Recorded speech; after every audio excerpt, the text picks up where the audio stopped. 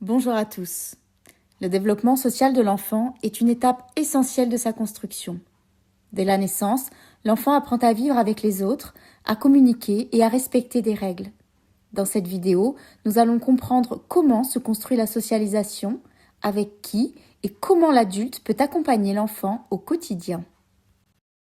La socialisation est le processus par lequel l'enfant apprend les valeurs, les normes et les comportements de son groupe social. Elle est dite primaire durant toute l'enfance. Le premier lieu de socialisation est la famille, mais elle est complétée par les modes de garde, l'école, les centres de loisirs et les médias. Les agents de socialisation sont les parents, la fratrie, les professionnels de la petite enfance et les autres enfants. Durant la première année, l'enfant est dans une relation de dépendance affective, appelée symbiose. Vers 8 mois apparaît l'angoisse de séparation, d'où l'importance du doudou, appelé objet transitionnel. Entre 2 et 3 ans, l'enfant entre dans la phase d'individuation. Il s'affirme, dit « je » et commence à jouer avec les autres enfants.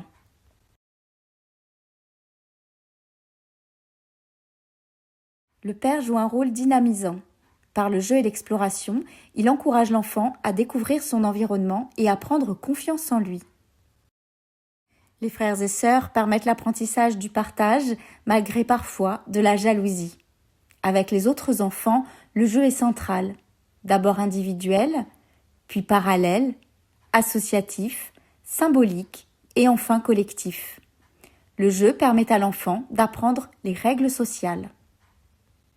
Certains comportements, comme l'opposition, l'hyperactivité ou la violence, nécessitent une attitude professionnelle adaptée. L'adulte doit rester calme, poser des limites claires, expliquer les règles et valoriser les efforts de l'enfant. Le développement social de l'enfant se construit progressivement, au contact de son entourage et à travers les expériences du quotidien. La famille, les professionnels de la petite enfance et les autres enfants jouent un rôle essentiel dans cet apprentissage.